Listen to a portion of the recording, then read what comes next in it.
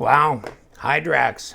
This is interesting. I got this. I really like the design on it, and I like this G10, and I like this running through it, and the blade shape is interesting, kind of a leaf shape almost. And then you've got ambidextrous thumb studs, and you've got this thumb ramp that's jimped and all that kind of stuff. It's a liner lock. It's not fancy, folks. This thing is not very expensive.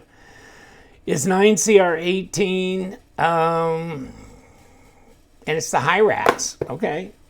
Did I say Hyrax or Hydrax? Okay, never mind.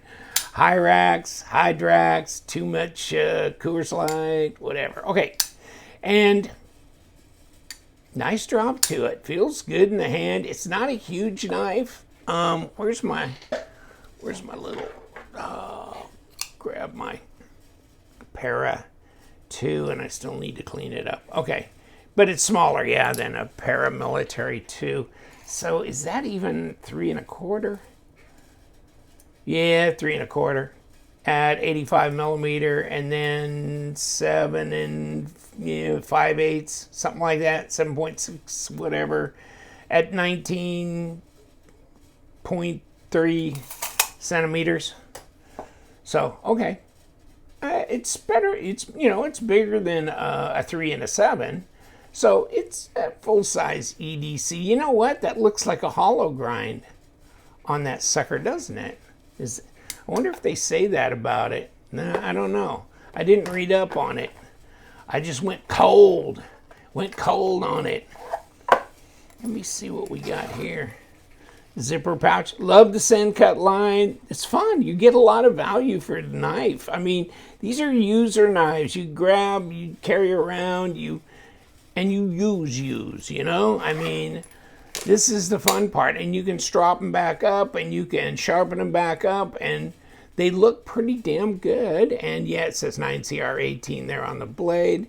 I think this is an in-house design, which is most of the Civivis and Sencut knives are, in-house.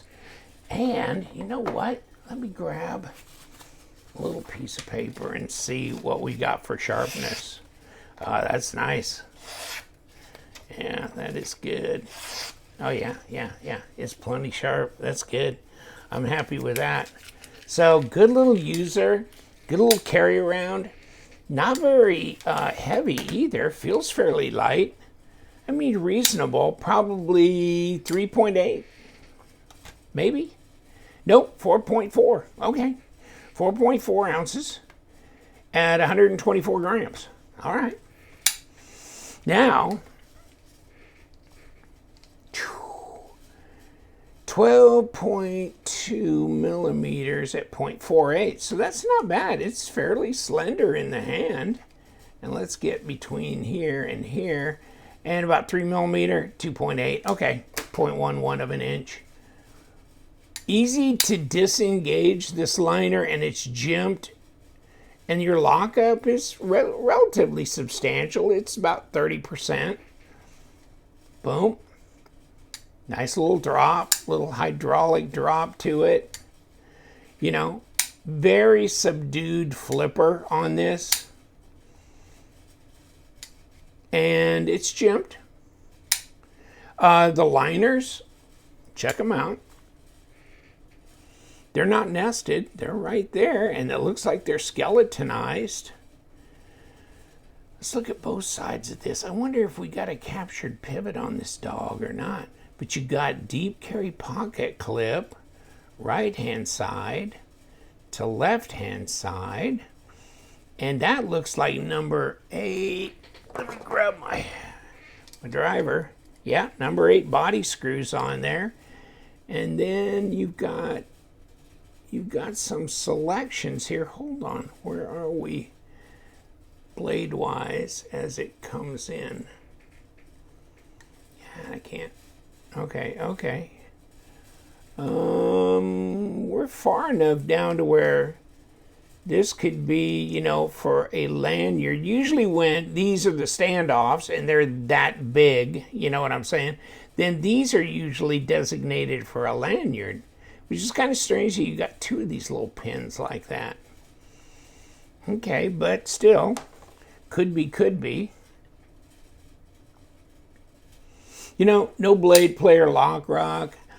To tell you the truth, the difference between Sencut and Civivi is probably, you know, Civivi will use Nitro V, or they'll use 14C, or they'll use some other things. This is like 9CR18, that kind of thing. But these hang in the mid $40 range. And really, there's been a lot of Sencut knives that are really attractive looking. And their build quality is as good as Civivi. I mean, I don't know. That's just me. That's just me. I mean, I've got a bunch of Sencut knives. I may have sold some recently because my S box was like 4 Spydercos and like 10 Sencut knives. And I go, there's not a lot of money in that S box because they're mostly Sencuts. But I mean, it was just tough to justify selling them because you can't sell them for anything. I mean, they cost you $45. What are you going to sell them for? You know, you might as well just give them as gifts, actually, or just hold on to them. I mean, you'll get around to where you'll burn some knife out and you'll go for the other. Or you can rotate and carry them and never have to worry about hurting them or losing them or any of that. So, I mean, as far as I'm concerned, they're a hell of a value. They really are. And in the sub market that's out there now, I mean, there's you know, Kaiser has one below Vanguard, and I think it starts with an L. I can't remember now. And then you got Best Techman as opposed to Best Tech, and that kind of thing. So you do have that sub market. And you know what? These are damn good. These are damn good. Actually, Best Techman makes some really good stuff. And then some of the Kaiser stuff now that's come out in theirs has been pretty impressive. So you know what? You can stand just as tall as a guy who paid $80, you know, for a Vanguard knife or a Civivi knife by carrying one of these Sencut. I mean, that's the way I feel. I like it. I like it. It's just a damn good knife. Very nice. And you know what? I like to flick it, but that flipper is good. And what's the detent like? Shit. Good enough, I guess, huh? Okay. Good enough. Good enough. And, I mean, not only can you flip it, but you can reverse flick and then thumb open it. You can either roll it open or you could flick it open. But it really behaves well. It's just a good looking knife. Ceramic bearings on it. You know, and of course this is a liner, but it's, you know, the liners are done nicely and they're skeletonized, and really the fit and the finish is as good as any budget knife out there as far as I'm concerned. Very nice. Number 8's on the body. These will be number 6's, but number 8's on the body otherwise. You know? And it just came out in July. Okay, so I know we're banging into August here, but yeah, it's nice. And you get a pouch with it, with a microfiber cloth, all that kind of stuff. It's hard to beat, my friend. You guys stay sharp.